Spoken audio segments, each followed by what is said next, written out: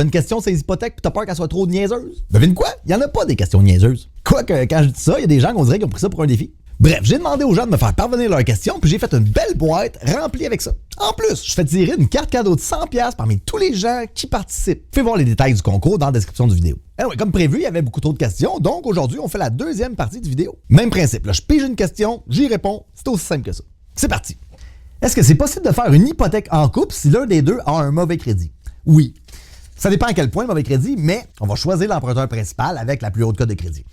Des fois, il y a des banques qui exigent que l'emprunteur principal, ça soit la personne qui a le plus gros revenu. Ben, c'est sûr que si tu veux acheter avec quelqu'un qui est à 400 cotes de crédit, ça risque d'être difficile. Là. Une très bonne chance qu'ils ne veulent pas considérer son revenu. Mais oui, un des deux peut avoir une cote de crédit plus basse que l'autre. C'est pas grave, on prend la plus grosse cote de crédit, puis c'est ça l'emprunteur principal. Qu'est-ce qui se passe avec mon hypothèque si je perds mon emploi? Il se passe absolument rien. Une fois que tu as passé au notaire et ton hypothèque est approuvée, peu importe ce qui se passe avec toi, il faut que tu payes, puis that's it. Si t'es plus capable de faire les paiements pantoute, il va falloir que tu vendes.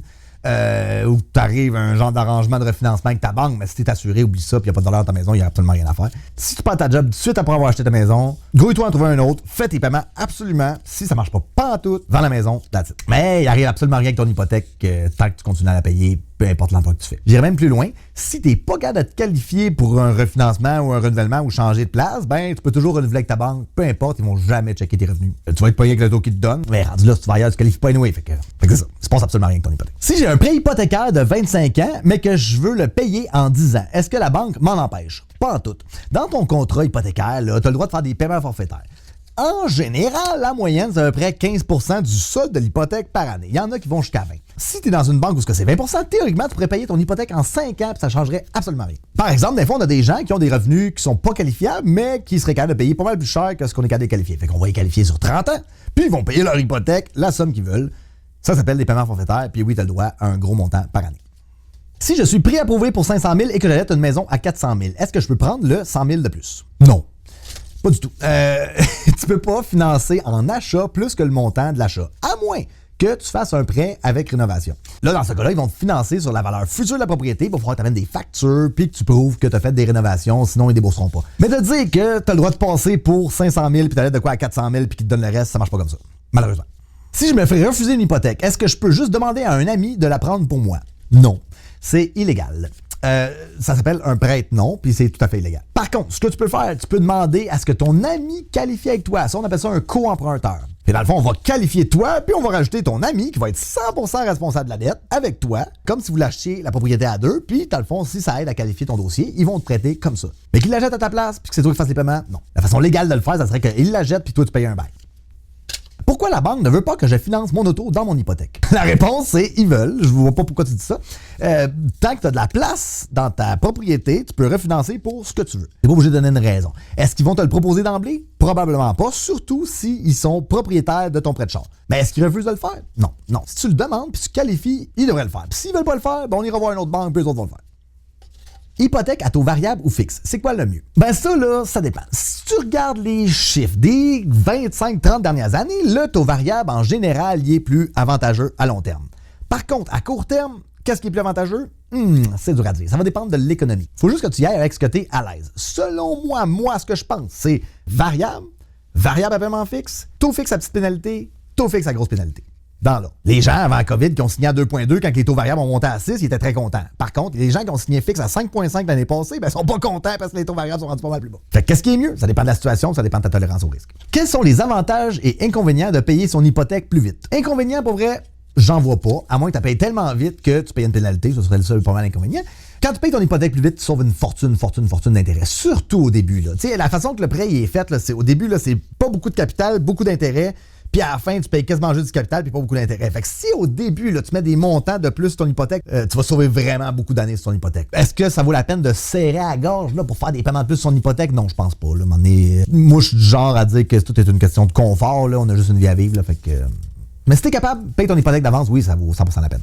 Est-ce que je peux acheter une maison en tant que nouvel arrivant au Canada avec les nouvelles lois? Oui. Les nouvelles lois sont pour les investisseurs étrangers. Évidemment, il faut que tu arrives avec ta propre mise de fonds. Il faut que tu aies 2 lignes de crédit actives depuis que tu es arrivé au Canada, puis que tu aies un historique de paiement exemplaire. Permis de travail qui reste au moins 59 jours après la date que tu vas avoir passé au notaire. Puis que tu aies un emploi temps plein permanent. Dans ces cas-là, tu peux acheter au Canada même si tu es un résident temporaire. C'est quoi une hypothèque ouverte versus une hypothèque fermée? Toutes vos hypothèques, là, toute la gang à tout le monde, là, c'est pas mal des hypothèques fermées. Une hypothèque ouverte, là, c'est une hypothèque que tu peux payer n'importe quand sans pénalité, que tu n'as aucun contrat qui te lie dans le temps. Okay? Le taux d'intérêt pour ça est pas mal plus cher. Le seul moment où ce qu'on suggère au monde de prendre une hypothèque ouverte, c'est quand il va y avoir une vente ou que le renouvellement, on n'arrive pas à faire coïncider la date de notaire avec la fin du terme. Fait que là, dans le fond, là, tu vas aller en hypothèque ouverte pendant un certain temps pour éviter de prendre un terme, genre 1 an, puis d'avoir à payer une pénalité. Mais garder une hypothèque ouverte longtemps là, pour genre attendre que les taux baissent, là, ça va périr des humains. Rendu là, votre temps variable, ça va régler le problème. Est-ce que je peux obtenir une hypothèque si je suis en probation de travail? Non, tu peux pas. Les salariés, dans le fond, là, tu sais, les gens, ils pensent qu'il faut que ça fasse 2 ans que tu travailles à la même place, puis c'est pas vrai, OK?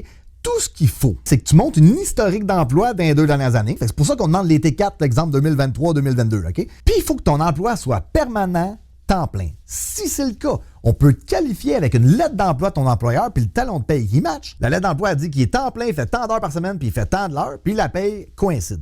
Ça fait 4 mois que tu es dans le job, tu es à un poste permanent, ta période de probation est finie, on peut te qualifier ton nouveau salaire. Si tu es en probation, ben attends juste 3 mois puis tu vas pouvoir qualifier. Si je loue ma maison et que je dis rien à la banque, est-ce qu'ils vont s'en rendre compte? Non, parce qu'ils ne checkent pas ça. En fait, c'est le dernier de leurs soucis si tu loues ta maison. Par contre, il faut faire attention. Si tu fais partie d'un programme assuré, que dans le fond, tu dis que tu t'en vas habiter quelque part puis finalement tu la loues, si tu vas acheter d'autres choses ou tu veux refinancer ou je sais pas quoi, puis ils vont se rendre compte que dans le fond, tu as menti à ta déclaration pour l'assurance, ça se peut qu'ils veulent plus t'assurer jamais. Ça, c'est une chose. Par contre, une fois que tu as acheté ta maison, tu as le droit de changer un peu tes plans. Genre, j'achète une maison, je m'en vais habiter dedans, puis 6 mois après, tu décides de la louer parce que tu t'es fait muter à ta job puis tu t'en vas habiter ailleurs. Ça, t'as le droit de faire ça. Je veux dire, la banque va jamais vérifier, puis il n'y en a pas de trouble, là. C'est pas grave. Fausse déclaration, il faut faire attention quand même. Puis nous autres, en tant que courtier, on veut pas se mêler. Si je mets 50% de mise de fonds, est-ce que la banque va me donner un meilleur taux ou elle s'en fout? Elle s'en fout. Ben non, c'est pas vrai. Ça dépend des banques. Il y a des prêteurs, nous autres, avec qui on fait affaire, les prêteurs virtuels, eux autres, si ton prêt est assurable, puis ton ratio prêt-valeur, on va dire le montant que tu dois versus la valeur de ta maison, est grand, là, il y a un gros écart, tu vas avoir un meilleur taux. La majorité des banques, quand on tombe en banque conventionnelle, le taux est pareil que tu doives 10% de la valeur de ta maison ou 80%. Est-ce que ça donne un pouvoir de négociation sur le taux? Oui. Est-ce que ça fait une grosse différence? Pas tant. Avec les prêteurs virtuels, par contre, oui, ça fait une très grosse différence.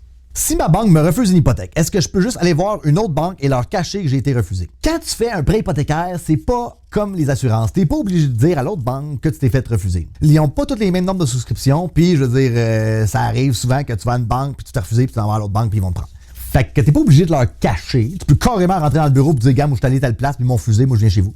Ils vont dire, OK, puis le gars, il va faire tout en son possible pour te qualifier. Parce que dans le fond, on respecte des normes très strictes, puis si tu cadres dans ces normes-là, que tu aies refusé ailleurs, ça dérange pas. Tu cadres. Fait que c'est ça.